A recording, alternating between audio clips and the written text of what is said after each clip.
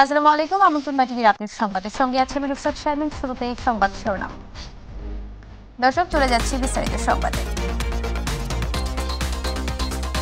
শুরুতেই জানাবো সারা দেশের তীব্র তাপদাহের খবর। তীব্র তাপপ্রবাহে বিপর্যস্ত হয়ে পড়েছে সাধারণ মানুষ। চরম গরমে শ্রমজীবী মানুষ পড়েছেন বিপাকে। রাজধানীতে দুপুরের পর যান চলাচলও কমে যাচ্ছে। শনিবার দেশের সর্বোচ্চ তাপমাত্রা রেকর্ড করা হয়েছে যশোরে 42.6 ডিগ্রি সেলসিয়াস। আবহাওয়া অধিদপ্তর জানিয়েছে দেশের দু একটি এলাকায় বৃষ্টিপাত হতে পারে, তবে এতে তাপপ্রবাহ হ্রাসে কোনো প্রভাব ফেলবে না। ইউসুফ আলীর রিপোর্ট। তাপমাত্রা আশঙ্কাজনক হারে বৃদ্ধি পাওয়ায় সারা দেশে কর্মব্যস্ত মানুষের মাঝে স্থবিরতা নেমে এসেছে। তাপপ্রবাহ বৃদ্ধির ফলে চুয়াডাঙ্গা, খুলনা, কুষ্টিয়া ও যশোরে তীব্র তাপদাহ বিরাজ করছে। আর দিনাজপুর, রাঙামাটি, চাঁদপুর, বরিশাল ও পটুয়াখালী জেলায় মাঝারি তাপদাহ বিরাজ করছে। ফলে বিপর্যস্ত হয়ে পড়েছে জনজীবন। রাজধানীতে কর্মব্যস্ত মানুষ খানিকটা স্বস্তি পেতে শীতল স্থান খুঁজে নিচ্ছে। প্রচন্ড গরম, অসহ্য গরম, যে গরম সহ্য করার মতো না। এই মুহূর্তে বাইরে গেলে গা জ্বলতেছে, এরকম একটা অবস্থা। আমার তো সব জ্বলে বেড়ে শরীরে যাইতেছে, কিন্তু কারণ কাজ করতে পারতেছি না। এরকম কষ্ট হচ্ছে, রিস্ক ব্যাপার। গরমের কারণেই তো গাছতলায় বসা, জীবন দুর্বিষহ হয়ে যেতেছে। গাছের নিচে প্রাকৃতিক বাতাস আছে, গাছে ছায়া দেয়। তাপপ্রবাহ বৃদ্ধির ফলে সারা দেশে 3 দিনের সতর্কতা জারির দ্বিতীয় দিনেও তাপমাত্রা বেড়েছে বলে জানিয়েছে আবহাওয়া অধিদপ্তর। আগামী 2 দিন বা 3 দিন তাপমাত্রা সারা দেশে কিছু না কিছু বাড়তে পারে। কিছু জায়গায় দিন এবং রাতের তাপমাত্রা সামান্য বাড়তে পারে, কিন্তু লোকালি হয়তো বা কিছু বৃষ্টি হতে পারে, সেটা সিলেট, ময়মনসিংহ হয়তো বা চট্টগ্রাম। আর হিটওয়েভ যেটা চলছে, আমরা হয়তো বা পূর্বাভাস দিতে পারি কিংবা আমরা আশা রাখতে পারি যে আগামী যে 10-12 দিন আমাদের এপ্রিল মাসে বাকি আছে, হয়তো বা হিটওয়েভ বেশিরভাগ জায়গাতে অব্যাহত থাকতে পারে। সবুজ বনায়ন এলাকা সহ দেশের কোথাও কোথাও বৃষ্টিপাতের সম্ভাবনা থাকলেও তা তাপমাত্রা কমায় কোনো প্রভাব ফেলবে না বলেও জানান এ আবহাওয়াবিদ। বাংলাদেশের লোকালি বৃষ্টির সম্ভাবনাটা কম, এবং বাংলাদেশের পশ্চিমাংশে যে ভারতের যে রাজ্যগুলো আছে সেখানে বৃষ্টিপাতের সম্ভাবনাটা একটু কম।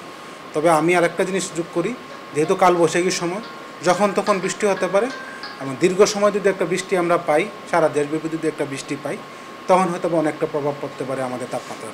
এদিকে তাপমাত্রা বৃদ্ধি পাওয়ায় 28 এপ্রিল পর্যন্ত সকল শিক্ষা প্রতিষ্ঠান বন্ধ ঘোষণা করা হয়েছে। ইউসুফ আলী, মাই টিভি, ঢাকা। এদিকে আবহাওয়া অধিদপ্তরের দেওয়া দেশব্যাপী 3 দিনের হিট অ্যালার্টের মধ্যেই রোববার থেকে খোলার কথা ছিল সর্বস্তরের শিক্ষা প্রতিষ্ঠানগুলো, কিন্তু তীব্র তাপপ্রবাহের কারণে দেশের সব স্কুল কলেজ 27 তারিখ পর্যন্ত বন্ধ রাখার সিদ্ধান্ত নিয়েছে মাধ্যমিক ও উচ্চশিক্ষা অধিদপ্তর। পরিস্থিতির উন্নতি হলে 28 এপ্রিল স্কুল কলেজ খোলা হবে বলে জানানো হয়েছে বিজ্ঞপ্তিতে। একই সঙ্গে প্রাথমিক বিদ্যালয়গুলো বন্ধ রাখার সিদ্ধান্ত নিয়েছে প্রাথমিক ও গণশিক্ষা মন্ত্রণালয়।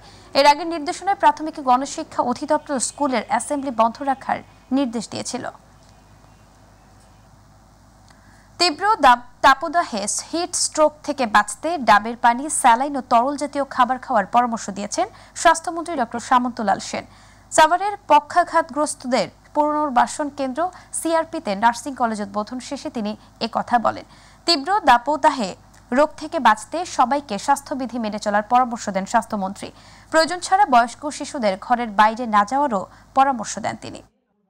আমাদের কিছু নির্দেশনা আছে স্বাস্থ্য অধিদপ্তর থেকে, সেগুলো সব জায়গায় দেওয়া হবে, যেন বয়স্ক এবং শিশুদের জন্য, যেন যারা বয়স্ক এবং শিশু তারা যেন প্রয়োজন না থাকলে ঘরের বাইরে না যায়। এবার অন্যান্য প্রসঙ্গ। নিজেকে যোগ্য নাগরিক গড়ে তুলতে পড়াশোনার পাশাপাশি খেলাধুলায় আরও মনোযোগ বাড়াতে শিশুদের প্রতি আহ্বান জানিয়েছেন প্রধানমন্ত্রী শেখ হাসিনা। রাজধানীর আর্মি স্টেডিয়ামে Bangabandhu Bangamata gold cup football টুর্নামেন্টের পুরস্কার বিতরণী অনুষ্ঠানে তিনি এ আহ্বান জানান। খেলাধুলার সুযোগ তৈরিতে দেশের প্রতিটি উপজেলায় মিনি স্টেডিয়াম করা হচ্ছে বলেও জানান প্রধানমন্ত্রী শেখ হাসিনা। সাইদুর রহমান আবিরের রিপোর্ট। বলের দেখা কম পেয়েছেন। বঙ্গবন্ধু গোল্ড কাপ প্রাথমিক বিদ্যালয় এবং বঙ্গমাতা শেখ ফজিলাতুন্নেসা মুজিব গোল্ড কাপ প্রাথমিক বিদ্যালয় ফুটবল টুর্নামেন্ট 2023-এর ফাইনাল খেলা ও পুরস্কার বিতরণী অনুষ্ঠানে প্রধান অতিথি হিসেবে আসেন প্রধানমন্ত্রী শেখ হাসিনা। এদেশের শব্দ সারথি হাত নেড়ে অভিবাদন জানান। খুদে খেলোয়াড়দের ফুটবল খেলা উপভোগ করেন তিনি। খেলা শেষে বক্তব্য রাখেন প্রধানমন্ত্রী। এমন উদ্যোগের প্রশংসা করে পড়াশোনার পাশাপাশি খেলাধুলায় আরও মনোযোগ বাড়াতে শিশুদের প্রতি আহ্বান জানান তিনি। আমাদের খেলাধুলায় আমাদের ছেলেমেয়েরা যেন আরও বেশি আগ্রহ হয় আরও বেশি আগ্রহী হয়ে অংশগ্রহণ করে। আমাদের দেশীয় খেলাগুলিকেও সমানভাবে সুযোগ দিতে হবে, কারণ দেশীয় খেলাগুলির মধ্য দিয়েই আমাদের ছেলে মেয়েদের আরও মেধা বিকাশের সুযোগ হবে। খেলাধুলার সুযোগ তৈরিতে সরকারের নানা উদ্যোগের কথা জানান সরকার প্রধান। আমরা সমস্ত উপজেলায় একটা করে মিনি স্টেডিয়াম করে দিচ্ছি, যাতে সব সময় সব স্কুল, শুধু স্কুলের মাঠ না, প্রত্যেকটা উপজেলায় খেলাধুলার জন্য একটা সুযোগ সৃষ্টি হয়, সেই ব্যবস্থাটা আমরা করেছি। সেই সাথে তার প্রতিবন্ধী বা অটিস্টিক তাদের জন্য কিন্তু আমরা খেলাধুলার ব্যবস্থা করে দিচ্ছি। তাদের প্র্যাকটিসের জায়গা তৈরি করে দেওয়া, তাদের জন্য একাডেমি তৈরি করে দেওয়া, সে ব্যবস্থাও আমরা নিয়েছি। আমি চাই আমাদের ছেলেমেয়েরা লেখাপড়ার পাশাপাশি খেলাধুলা, শরীর চর্চা, সাংস্কৃতিক চর্চার মধ্য দিয়ে নিজেদেরকে উপযুক্ত নাগরিক হিসেবে গড়ে তুলবে। পরে বিজয়ীদের মাঝে পুরস্কার বিতরণ করেন প্রধানমন্ত্রী শেখ হাসিনা। গোল্ডেন বল পাবেন সাইদুর রহমান আবির, মাই টিভি, ঢাকা। উপজেলা নির্বাচনে এমপি মন্ত্রীদের আত্মীয় স্বজন কেউ প্রার্থী হলে তাদের নির্বাচন থেকে সরে যাওয়ার নির্দেশনা দলীয়ভাবে দেয়া হয়েছে বলে জানিয়েছেন আওয়ামী লীগ সাধারণ সম্পাদক ওবায়দুল কাদের। দুপুরে আওয়ামী লীগ সভাপতির ধানমন্ডি রাজনৈতিক কার্যালয়ে এক সংবাদ সম্মেলনে কথা জানান তিনি। নির্দিষ্ট সময়ের মধ্যেই তালিকা করা এসব প্রার্থী তাদের প্রার্থিতা প্রত্যাহার করবে বলেও জানান ওবায়দুল কাদের। তিনি জানান, নির্বাচনের মধ্যে আওয়ামী লীগের জেলা উপজেলা সহ কোনো স্তরের কমিটি গঠন কিংবা সম্মেলন করা হবে না, আর এ নিয়ে সিদ্ধান্ত নিয়েছে আওয়ামী লীগ। বলা হয়েছে নিকটজনেরা, এমপি মন্ত্রীদের স্বজনরা, তারা নির্বাচন থেকে যারা করছে তারা সরে দাঁড়াতে, এবং যারা ভবিষ্যতে করতে চায় তাদেরকেও এই নির্বাচনী প্রক্রিয়া থেকে দূরে থাকতে বলা হয়েছে। অলরেডি যারা এই প্রক্রিয়ার মধ্যে অলরেডি আছে তাদের তালিকা তৈরি করার নির্দেশনা দেওয়া হয়েছে। গুণীজনদের সঠিকভাবে মূল্যায়ন করা হয় না মন্তব্য করে বিশিষ্টজনেরা বলেছেন, যোগ্যদের মূল্যায়ন না করলে দেশে গুণীজন জন্মাবে না এবং মুক্তিযুদ্ধের চেতনারও বাস্তবায়ন হবে না। রাজনীতিতে ডক্টর জাফরুল্লাহ চৌধুরীর স্মরণ সভায় এসব মন্তব্য করেন তারা। দেশের মানুষ কঠিন এবং দুঃসময় অতিক্রম করছে মন্তব্য করে গণতন্ত্র, মানবাধিকার এবং মুক্তিযুদ্ধের চেতনা ফিরিয়ে আনতে ঐক্যবদ্ধভাবে রাজপথে নামার আহ্বান জানিয়েছেন বিএনপি মহাসচিব মির্জা ফখরুল ইসলাম আলমগীর।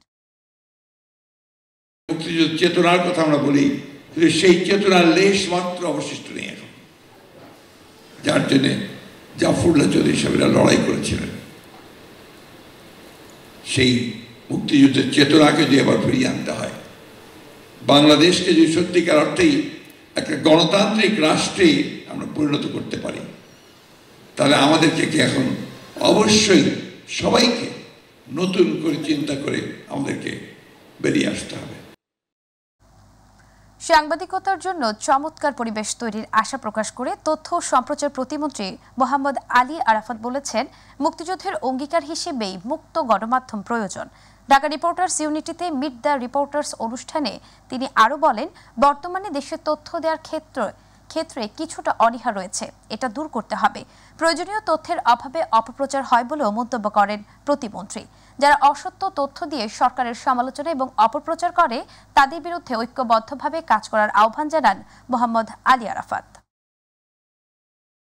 মন্ত্রণালয়কে নির্দেশনা দিয়েছি, যতগুলো সংগঠন আছে সাংবাদিকদের, আমাদের সাংবাদিক বন্ধুদের, সকল সংগঠন থেকে 2 জন করে প্রতিনিধি পাঠাতে এবং তাদেরকে নিয়ে একটি সেল তৈরি করা এবং তার আলাপ আলোচনার ভিত্তিতে তাদের বক্তব্যগুলো দেওয়ার পরে আমরা এটাকে ফাইনালাইজ করব। ধর্মমন্ত্রী মোহাম্মদ ফরিদুল হক বলেছেন, হজ যাত্রীদের স্বস্তি দিতে সরকার কাজ করছে। সকালে রাজধানীর ওসমানী স্মৃতি মিলনায়তনে ধর্ম বিষয়ক মন্ত্রণালয়ের আয়োজনে হজযাত্রী প্রশিক্ষণ কার্যক্রমের উদ্বোধন অনুষ্ঠানে প্রধান অতিথির বক্তব্যে তিনি কথা বলেন। অনুষ্ঠানে সভাপতিত্ব করেন ধর্ম বিষয়ক মন্ত্রণালয়ের সচিব মোহাম্মদ আহমদ হামিদ জমাদ্দার। হজের খরচ কমানো হয়েছে জানিয়ে ধর্মমন্ত্রী বলেন, টাকার বিপরীতে ডলারের দাম বাড়ার পরও আমরা গত বছরের তুলনায় এবছর সাধারণ হজ প্যাকেজের খরচ কমিয়েছি।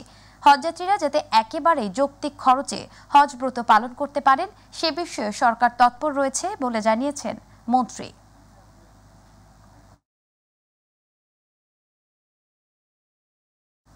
দর্শক, বন্দরশেষ সংবাদ বিরতিতে যাচ্ছে, ফিরছি এক্ষুনি আমাদের সঙ্গে থাকুন।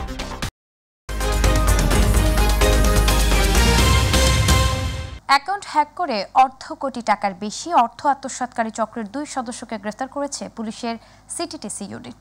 শনিবার নিজ কার্যালয়ে সাংবাদিকদের কাছে কথা জানান সিটিটিসি প্রধান আসাদুজ্জামান। এ সময় তাদের কাছ থেকে 5 শতাধিক জাতীয় পরিচয়পত্র বিভিন্ন সরঞ্জাম জব্দ করা হয়। আসাদুজ্জামান জানান, গ্রেফতারকৃত চক্রটি দীর্ঘদিন ধরে দেশের সাধারণ মানুষকে প্রতারণা করে আসছিল। আমরা দীর্ঘদিন থেকেই এরকম একটি চক্র নিয়ে কাজ করছিলাম, কিন্তু কাজ করতে গিয়ে আমরা আমাদের যে সাইবার ক্রাইম ইনভেস্টিগেশন ডিভিশন যারা এই কাজটি শেষ পর্যন্ত এই টার্গেটের কাছে গিয়ে তাকে শনাক্ত করে গ্রেপ্তার করতে সক্ষম হয়েছে। দেশের দ্বিতীয় সাবমেরিন কেবলের সংযোগ সরবরাহ বন্ধ রয়েছে। এ কারণে দেশে ইন্টারনেট সেবা ব্যাহত হচ্ছে। শুক্রবার দিবাগত রাত 12টার পর এই সমস্যা শুরু হয়। বিস্তারিত জানাচ্ছেন শামস তাবরিজ উচ্ছ্বাস। সিঙ্গাপুর থেকে ইন্দোনেশিয়ার অভিমুখে সাবমেরিন কেবল লাইন কাটা পড়ায় বন্ধ হয়ে গেছে কুয়াকাটায় অবস্থিত বাংলাদেশের দ্বিতীয় সাবমেরিন কেবল স্টেশন সিমিমিও 5। এ কারণে বাংলাদেশের কমবেশি নিরবিচ্ছিন্ন ইন্টারনেট সেবা ব্যাহত হচ্ছে। কক্সবাজার ল্যান্ডিং স্টেশন থেকে সাবমেরিন কেবল সিমিমিও 4-এর ব্যান্ডউইথ সেবা চালু রয়েছে। সরকারি ব্যান্ডউইথ সরবরাহকারী প্রতিষ্ঠান বাংলাদেশ সাবমেরিন কেবলস পিএলসির ব্যবস্থাপনা পরিচালক মির্জা কামাল আহমেদ জানিয়েছে, এর ফলে শুধু বাংলাদেশ নয়, শ্রীলঙ্কা, ইন্দোনেশিয়া সহ এই লাইনের সঙ্গে যেসব দেশ যুক্ত আছে সবাই এই মুহূর্তে বিচ্ছিন্ন রয়েছে। তবে কক্সবাজারের সাবমেরিন লাইন সম্পূর্ণ চালু রয়েছে। বিকল্প হিসেবে কক্সবাজারের সাবমেরিন কেবল সিমিমিও 4-এর ব্যান্ডউইথের পরিমাণ বাড়িয়ে দিয়ে ঘাটতি পূরণ করার চেষ্টা করা হচ্ছে।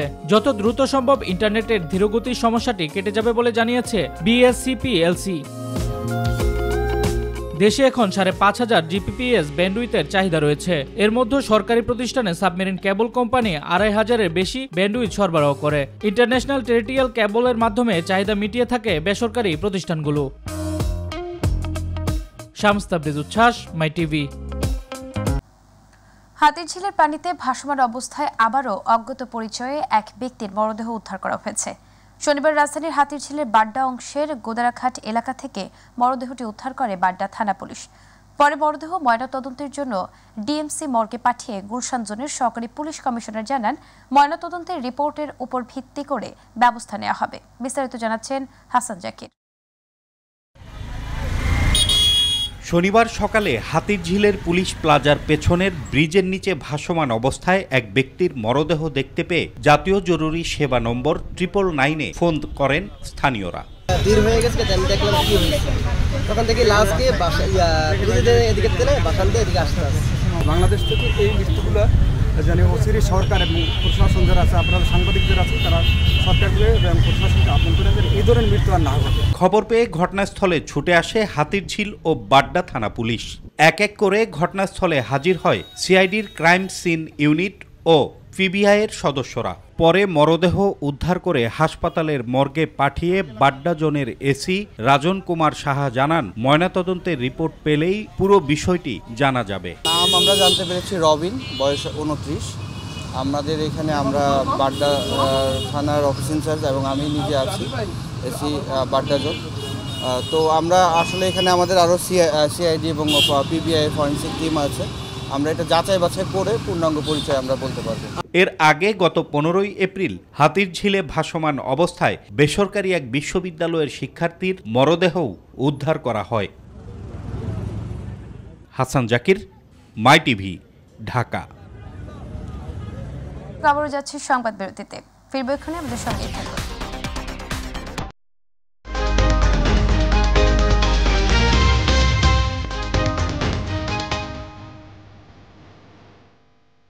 বিরতির পর আরেকবার স্বাগত সংবাদ।